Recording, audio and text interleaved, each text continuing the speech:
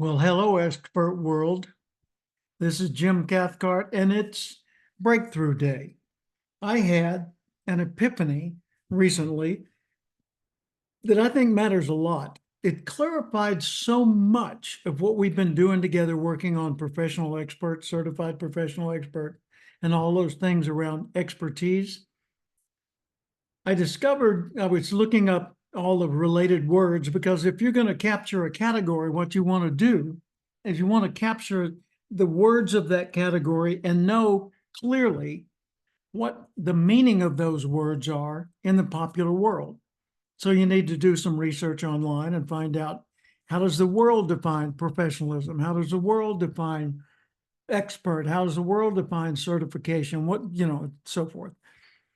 Summit, mastermind, and so forth. So I go out to all these things, and I come back to certified professional expert. What's the core of that? Professional expert, because that's what you're certifying. Then it hit me. For 48 years, I've identified as a professional speaker.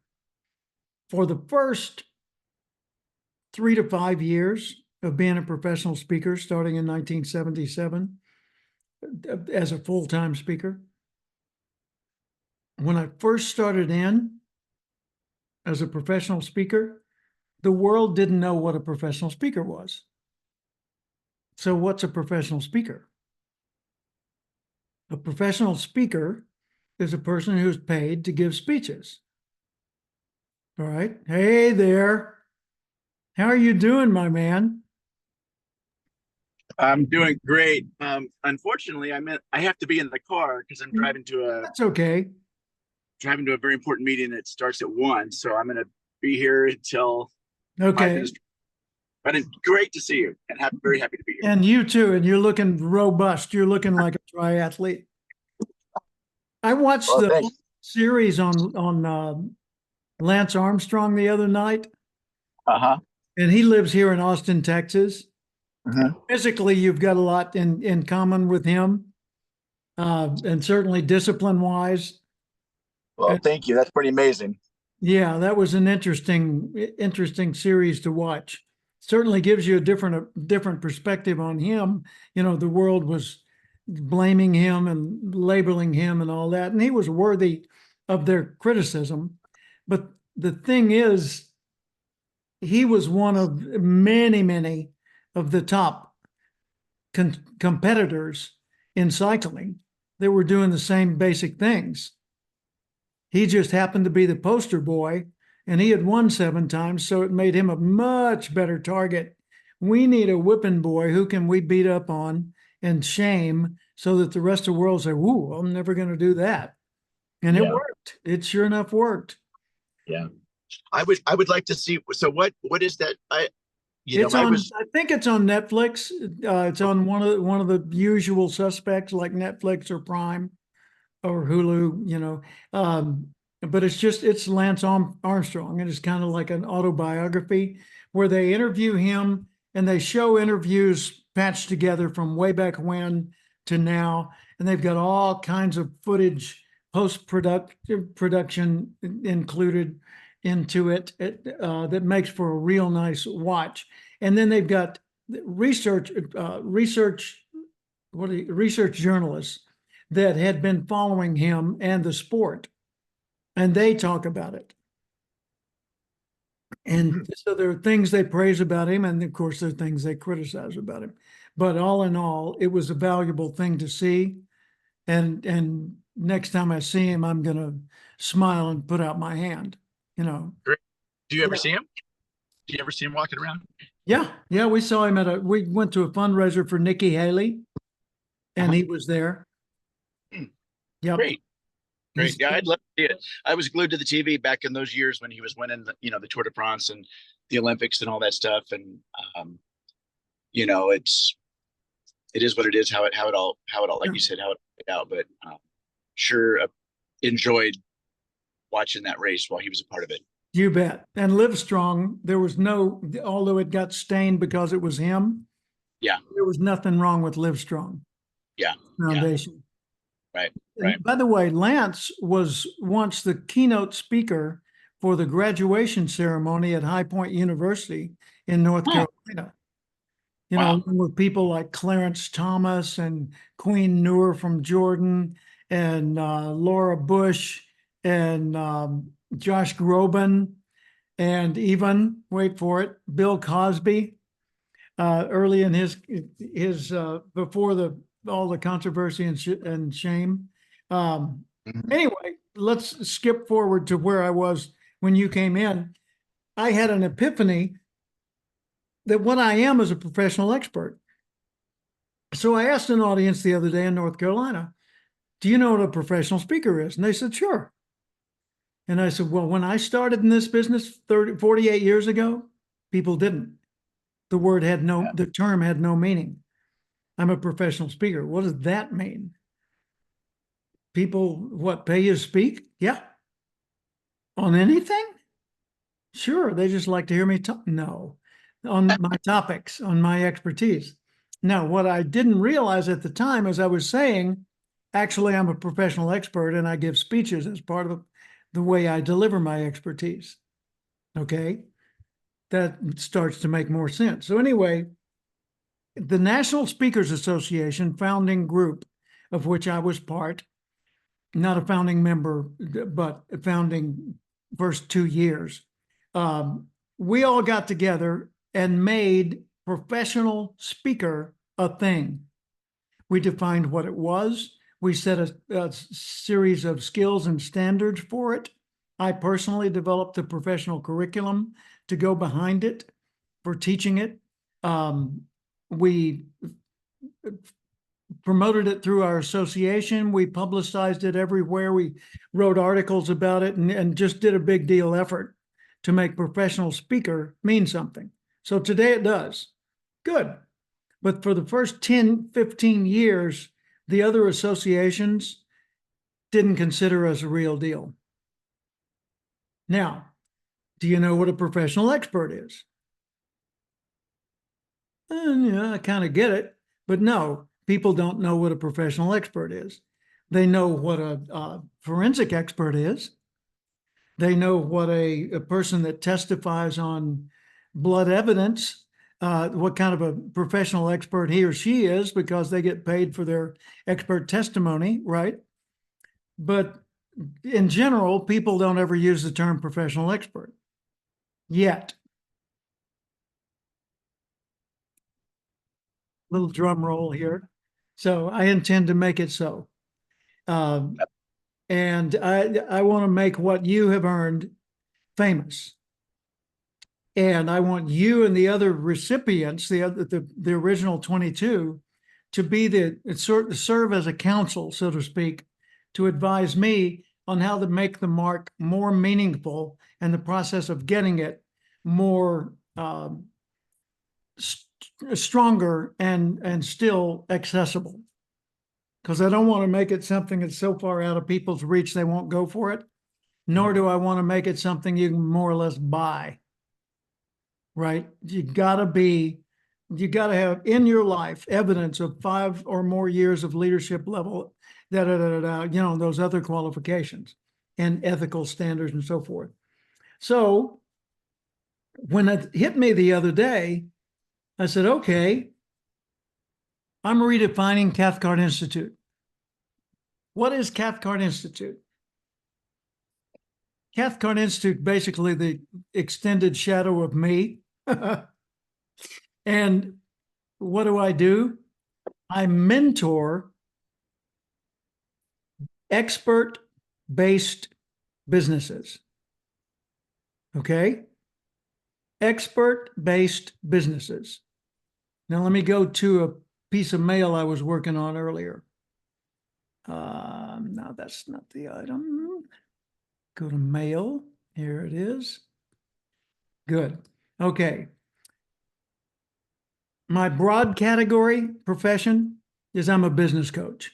That's the easiest way to answer it that gets no follow-through questions necessarily. Someone says, what do you do? I'm a business coach. So how do you do that? Well, I'm a mentor to expert-based businesses.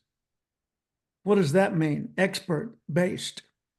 Well, an expert-based business is a business like a consultant, a speaker, a trainer, a performer, a problem solver, an artist, an author, a researcher, a technical specialist, or anyone who has a specialty skill or insight that would be hired temporarily by others. That's the key. Not somebody that works at Xerox Corporation, but somebody that is brought in by Xerox Corporation to solve a particular type of problem. Okay? A professional expert is a person who is hired on a temporary basis for their expertise. So my claim is, if you want to build your name popularity, brand strength as an expert, grow your practice as the person at the center of your business, then you are my market. I can coach you to reach the top 1% of your chosen field. Now, here's what an expert business is not. It's not a car dealer, a running shoe company, a grocer, a restaurant, a coffee shop, a winery, a sports team, a hotel, a church, a pool service company, a delivery-based service, a concert venue, a country club, a bus company, a shipping company, a waste collector, a realtor, a bank, a nail salon, government agency, UPS store, newspaper, farm, insurance agent, or office supply.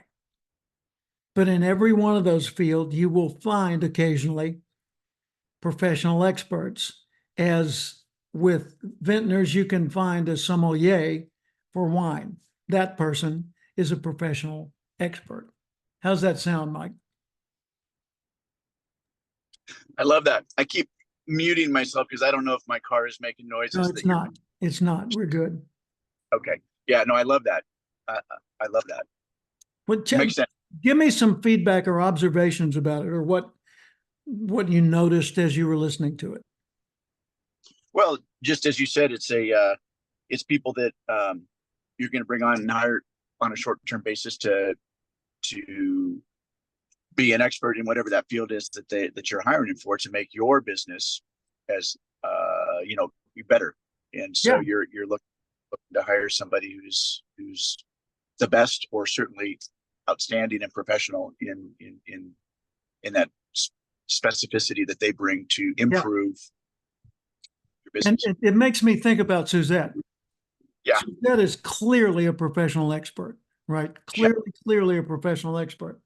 But when she's building her shop, that business, that's not professional expert work. When she's redesigning Mediterraneo, she's a professional expert. Right. Because that's a one-time job, one and done. And they may call her back and say, hey, we got a new addendum. We need it to match the other part. But otherwise, she's not involved. Okay. Yeah. So for me, if they bring me in as a speaking skills trainer or a sales trainer or whatever else trainer, I'm selling my expertise simply as one who intervenes to make their situation better. And the goal, that's the interesting thing about professional experts. Their goal is not an annuity, it's a graduate. For example, a psychologist will often see a new client as an annuity. Oh, little Jimmy has emotional issues. I need to see him once a month. Based on what? Well, that's just how I work. Okay. How long do you need to see him? Well, that'll be determined by his progress. In other words, I ain't letting go until I'm sure I've exhausted all the income. Right? That's Jim the annuity. Whereas there are psychologists that would say, Jim, let's go to lunch together. Now, I'm going to charge you for this, but let's go to lunch together. And they sit down, they assess what my situation is, and they give me some homework. And they say, okay, get back to me. And maybe I got 3 or 4 assignments with them and I'm done. I'm a graduate. Consultant, same way. A consultant that's looking for an ongoing client that needs them now is not behaving as a professional expert. They're behaving as a dependency creator. My goal for my clients is to to become less necessary, progressively less necessary in their world. That tells me I've done my job well. How does a sales expert know he's done his job well? People are, anyone selling more. Yeah. Yeah. So my whole idea for the Experts Academy is to continue to build with this kind of clarity focus and keep getting it articulated tighter and tighter, and to get the initial 22, the golden crop, to be my advisors, so that those that apply for it next, and there are already some, even Hall of Fame speakers who have said, I'm in, I want to apply. We'll see them in Austin at the summit, and they will be following the same model that you helped me develop. So what's the next big project for you?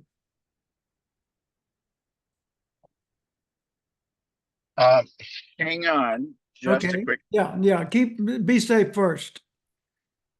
I need to make sure I'm where I'm supposed to be. Okay. Yeah, I can wait a second. Go ahead. Okay. So sorry. I just need to verify on the map here. Okay. I set it up before I started, and then now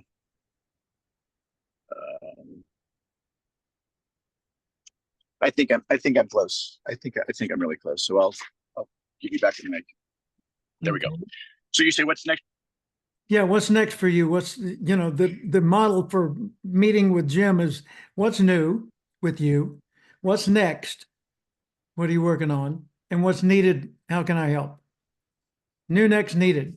It's a simple model. It works really well in like if you're running meetings for an organization, chairing a committee or something, or a board. You say, hey, everybody, welcome. Good to see all of you. What's new? Bob, start us off. Well, yeah, but that we knew about. What's new about it? Oh, well, actually, it's in stasis for now. Okay, what's next? Well, I'm working on. I've decided this is off the path, but I'm working on. Blah, blah, blah, blah. Okay, how can we help? What's needed? All right, done. Thank you. All right, Jane, you're up. And you run around a room like that and get a lot done in a short period of time. Yeah, I actually got a bunch of things. To figure out what this talk.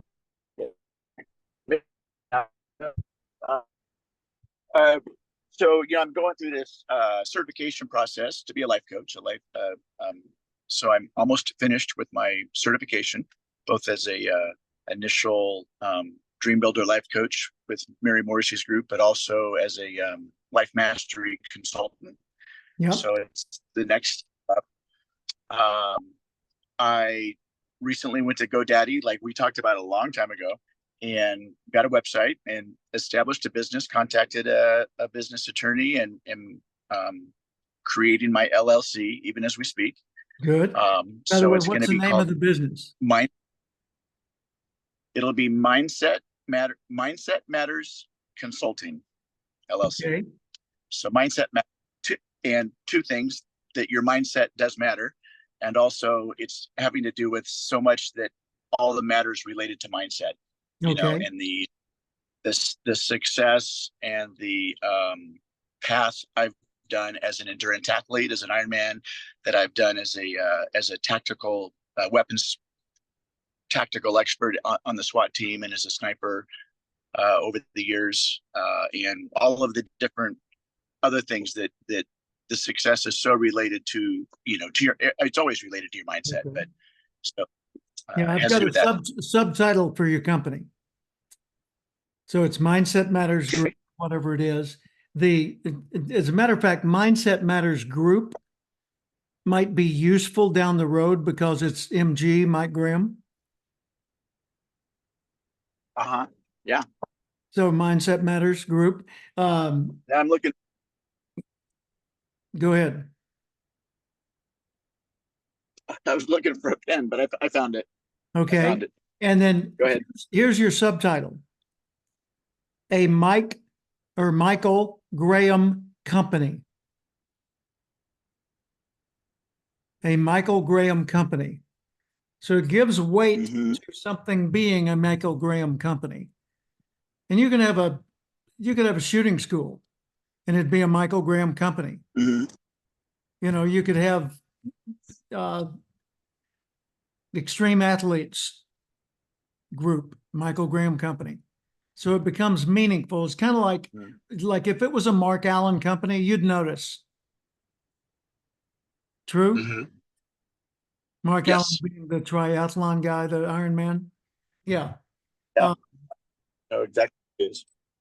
good. I just think that's a cool I idea. love that.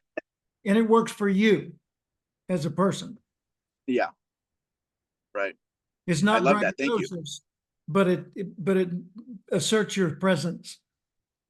Mm-hmm. Mm-hmm. I have a question. The other thing committed to is writing my book, and I just lost my Mm-hmm. hand here.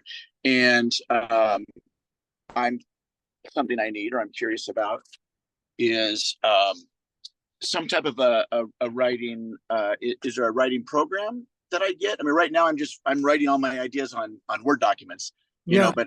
but I've got a lot of Word documents. Is there something that organizes it? When you write your books, how do you write them? Do you write them through a program or do you write them No, I just write them. I've done so many of them. I pretty much have a handle on it. But Michael Graham, not Michael Graham, Michael Butler, uh-huh, he would be able to guide you to either a process or a software. uh-huh. He's constantly promoting, here's how to write your book in 1 hour, meaning, And I create watched a concept. I watched that 7-part podcast thing. I loved it. Really loved Yeah. it. It And gave me a lot of good ideas. yeah. So, if you want me involved in the process, I'd love to be involved, and we can work out something that's easy for you to afford, and I'll guide you at each step along the way. But the first thing is what we were doing at the summit, and that is get absolutely crystal clear on your message and your reader. Mm-hmm. Those are the two things that go above everything else. What is it I'm really saying, and who is it I'm really going after? Because Nito Cobain, who sells millions of books and heads up High Point University in North Carolina, he says every time I write a book, I write it for one person. He said, I've got one particular whale of a prospect in mind, not his words, who I'm going after. And I write the book to be totally tailored to that reader, that listener. So figure out who your dream reader would be and say, well, I want, like, yeah, I know. So do I. That's just basically, you want book sales and popularity. But who do you really, really, really want to reach? Name a person or a handful of people that you would think, oh my God, if they called you and said, excuse me, are you the author, Mike Graham? Could we talk? Here's Tom Cruise. And he says, are you the author, Mike Graham? Yeah. Mike, I read your book the other day. Dang, that was good stuff. You got a minute? Let me see. Yeah. Okay. Or, it could be the president of the United States, or it could be the head of the military. It could be, name your person. Whoever you would think that would be about the coolest thing in the world. And you might have a top 10 or 20 or something to work from, but write it for them. Mm-hmm. Because people are going to want to hear your story. People are going to want to learn your methods. But the people you want to really resonate with are the ones that you want inviting you over to their house next week. Right. Right. So it's like Ron Howard. hey, Mike, could you swing by, we're in Brentwood, just come on up to the main house, Fred will let you in. Can I bring it? Well, of course, Yeah. she's the reason we invited you, so yeah, because Great. that Thank really you. drives everything. And it helps you avoid creating a pedestrian book. Right. So Thank that's, you. you bet, you bet. And I always ask, what do I know or understand that they don't yet? Or I know or understand better than they currently do, I think. It's presumptive thought.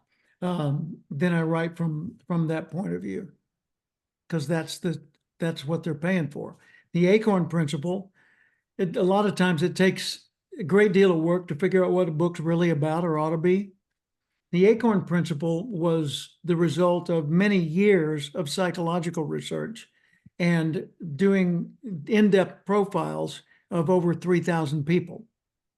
So I had done profiles measuring their intellect, multiple intelligences, their value systems, and the priorities within them, their personal velocity or energy and drive patterns differences, their background imprint, positive, neutral, or negative, their behavioral style, personality type, their primary relationships, and what the quality of those relationships were, because that colors you to a large extent, their preferred income intake sources, like would you rather read it, experience it, talk about it, watch a movie about it, go get your hands on it, what's your preferred intake mode? And then a few other things. So all of that was included in this big comprehensive profile or assessment. And so I had 3,000 people, one of whom was the most prolific science fiction writer of all time, Isaac Asimov. I don't know Isaac Asimov. I didn't even have his contact info, but somehow he found out about my assessment and took it. So that was amazing. And I had profiled the direct reports of the admiral in charge of the Pacific Fleet. That's kind of a big deal. Mm-hmm. And I had profiled the top Hollywood agents at Triad Artists. That was kind of a big deal. And I incorporated all that into the book. And I thought the book was about that. No, the book was about knowing yourself. And so when Spencer Johnson, the author of Who Moved My Cheese and co-author of 1 Minute Manager, when he read it, he said, well, why don't you instead call it the Acorn Principle? And I said, why would I call it the Acorn Principle? He said, because you tell a story about an acorn that's trying to become a redwood, and it can't. And that sort of is a life truth that everybody needs to hear.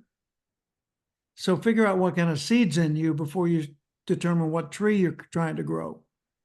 And I said, well, but people won't know what the Acorn Principle is. He said, I know. So they'll pick up your book. Oh, okay. And sure enough, they did. And it became a big seller, worldwide. But most authors don't tend to know what their book's about going in. They know what their model is about with all their teaching points. They know what their intention is about, but they don't necessarily know from the reader's point of view why it would be worth the bother to spend time reading it. There you go. Thank you. The goal is to become not a bestseller, but a best-selling author who continually produces bestsellers for his career. I like that. Good. Well, tell Thank us you. for me, and Pardon me? if there's anything you need, and I will be here for you. Thank you very much, Jim. I really appreciate it. You bet. I'm probably going to sign off and Okay. figure out where I'm going in to do help with a threat assessment at a Jewish school, a synagogue in a school. Good. So be a part of helping keep the kids safe and the teachers safe, and putting together some plans and practices that will be useful for not only peace of mind, but safety and security. You know, one of the things you could say to your client is, you know how I know when I'll be successful? When you're safe. Yep. There you go. Yep. God bless Thank you, my friend. Take care. Good to see you. Bye-bye. Bye-bye.